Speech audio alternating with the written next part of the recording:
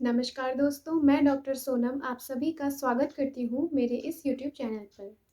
आज हम type 1 diabetes के बारे में डिस्कस करने वाले हैं। टाइप 1 डायबिटीज़ मेलाइटस में बॉडी के अंदर इंसुलिन का जो प्रोडक्शन होता है, वो बंद हो जाता है। अब जो इंसुलिन प्रोड्यूसिंग सेल्स होते हैं, वो इंसुलिन का प्रोडक्शन नहीं कर पाते हैं। इस वजह से इंसुलिन की कमी हो जाती है। तो जो इंसुलिन की कमी की वजह से डायबिटीज़ होता है, उसको हम टाइप 1 डायबिटिक मेलाइटस बोलते हैं।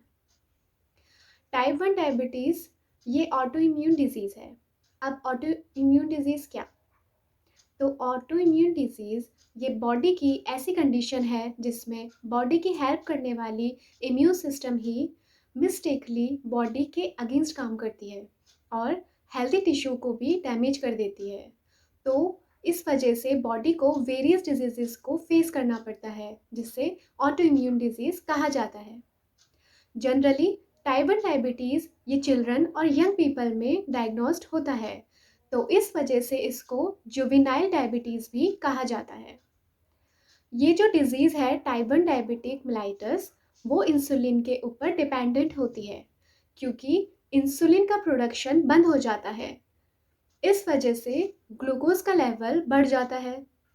इसलिए इसे हम लोग एक और नाम से भी जानते हैं, IDDM, insulin dependent diabetes mellitus.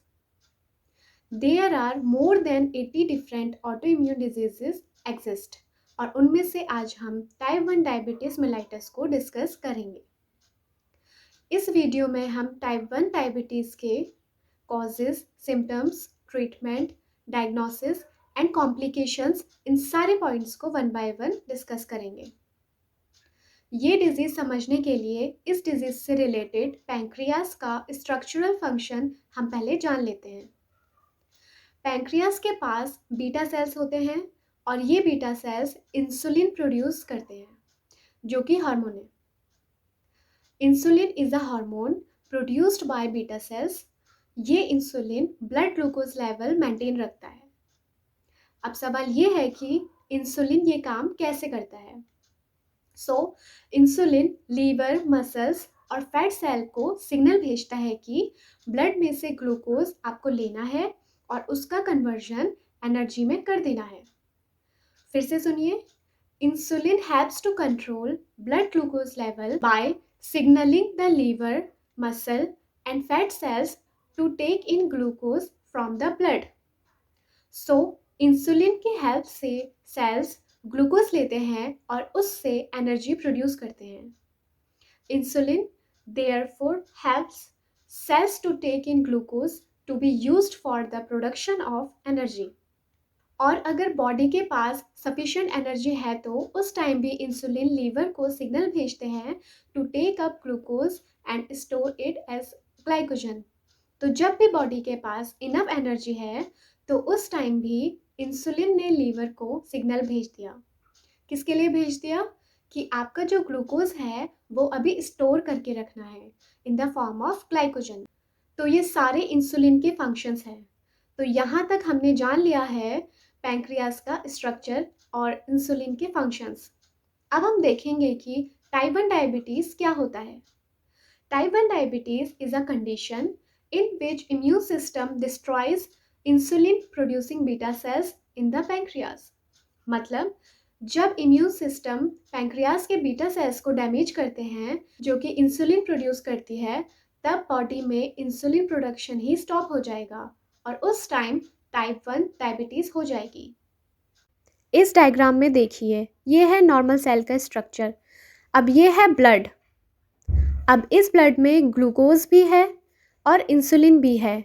अब ये इंसुलिन इस सेल को सिग्नल भेजता है कि आपको ग्लूकोज को लेना है, एंट्री कर देना है खुद के अंदर और वहाँ पे एनर्जी प्रोड्यूस करनी है। और ये जो दूसरा डायग्राम है वो है टाइप 1 डायबिटीज़ की। अब ये जो ब्लड है इसमें देखिए सिर्फ और सिर्फ ग्लूकोज है। यहाँ पे ये इंसुलिन अब्सेंट है। अब यहाँ पे अगर इंसुलिन अब्सेंट है तो ग्लूकोज का क्या होगा? सेल के अंदर एंट्री ही नहीं कर पाएगा। इस वजह से सेल्स ब्लड को यूटिलाइज ही नहीं कर पाएगा for converting into the energy. और इस वजह से ब्लड में एक्सेस ग्लूकोज हो जाएगा और पर्सन को डायबिटीज़ हो जाएगा। अब ये जान लेते हैं कि ब्लड शुगर लेवल बढ़ गई तो क्या होगा। हाई ब्लड शुगर से ब्लड वेसल्स डैमेज हो सकती हैं, साथ ही साथ हार्ट, किडनी, आइज और नर्व्स भी डैमेज हो सकते हैं। हाई ब्लड शुगर से डिहाइड्रेशन भी होता है। जब ब्लड में एक्स्ट्रा शुगर हो जाती है तब फ्रीक्वेंट यूरिनेशन होगी और बॉडी से लार्ज अमाउंट में वाटर रिलीज होगा थ्रू यूरिन और डिहाइड्रेशन होगा। नेक्स्ट प्रॉब्लम है वेट लॉस। ज़्यादा यूरिनेशन से उससे कैलोरीज भी लॉस होगी। दैट्स वाई बहुत से लोगों में हाई ब्लड शुगर होने से वेट लॉस भी दिखाई देता है। और लास्ट में DKA, that means diabetic ketoacidosis. अगर बॉडी को इनफ ग्लूकोज नहीं मिला तो ग्लूकोज की जगह फैट सेल्स को ही ब्रेक किया जाता है और बॉडी में कीटोन्स नाम का केमिकल प्रोड्यूस होता है और ये सीरियस डायबिटिक कॉम्प्लिकेशन बॉडी को फेस करना पड़ता है। It is DKA। Now we will talk about type 1 diabetes causes. जैसा कि मैंने पहले ही बताया था कि बीटा सेल्स डैमेज होने से टाइप 1 डायबिटीज़ हो सकती है। इसके अलावा रिसर्चर बिलीव दैट कि कभी कभी वायरस इसके अटैक से भी इम्यून सिस्टम को ट्रिगर कर सकता है और by mistakenly beta cell damage हो सकते हैं। तो ये भी एक रीज़न है टाइप 1 डायबिटीज़ होने का। नेक्स्ट रीज़न, अगर एक्सीडेंटली पैंक्रियास को इंजरी हो जाए या फिर किसी रीज़न की वजह से पैंक्रियास को सर्जिकली रिमूव करना पड़ा तो भी ये डिजीज़ हो सकती है। थर्ड है जेनेटिक, जेनेटिकली भी ये बीमारी हो सकती है। फोर्थ, आमतौर पर शरीर का अपना प्रतिरक्षा यानी इम्यून सिस्टम होता है जो normally harmful bacteria and viruses के लिए फाइट करता है। मिस्टेकनली जो इंसुलिन प्रोड्यूसिंग सेल्स है पैंक्रियाज में, जिनको आइलेट्स और आइलेट्स ऑफ लैंगरहंस सेल्स भी बोलते हैं, उनको वो डिस्ट्रॉय कर देते हैं। इसकी वजह से भी टाइप 1 डायबिटीज़ हो सकती है। अब हम टाइप 1 डायबिटीज़ के सिम्टम्स डिस्कस करेंगे। तो सबसे पहले जो सिम्टम है वो है एक्सट्रीम थर्स्ट, उसको बहुत ज़्यादा प्यास लगने लगती है। Second, increased hunger specially after eating, मतलब बहुत ज़्यादा खाने के बाद भी उसको भूख लगेगी। थर्ड, माउथ ड्राई रहेगा। Fourth, upset stomach and vomiting. Fifth, frequent urination. Six, unexplained weight loss. Seventh, fatigue रहेगा। एट्थ, विजन ब्लर्ड रहेगा। Ninth, frequent infections of your skin, urinary tract और vagina, bed wetting in a child who has been dry at night. अब हम बात करते हैं type 1 diabetes के treatment की। जिस पेशेंट को डायबिटीज़ है वो खुद की लाइफ नॉर्मली जी सकता है। सिर्फ उन्हें क्या करना पड़ता है, पेशेंट को खुद के ब्लड शुगर लेवल को रेगुलरली मॉनिटर करना पड़ता है। सेकंड, टाइप 1 डायबिटीज़ पेशेंट को रेगुलरली इंसुलिन शॉट्स भी लेने होते हैं टू मेंटेन ब्लड शुगर। क्यों उन्हें ये इंसुलिन लेने पड़ते हैं? क्योंकि उनकी बॉडी नॉर्मली इंसुलिन बॉडी के अंदर नहीं प्रोड्यूस कर पाती है, सो इस वजह से उन्हें बाहर से इंसुलिन लेना पड़ता है।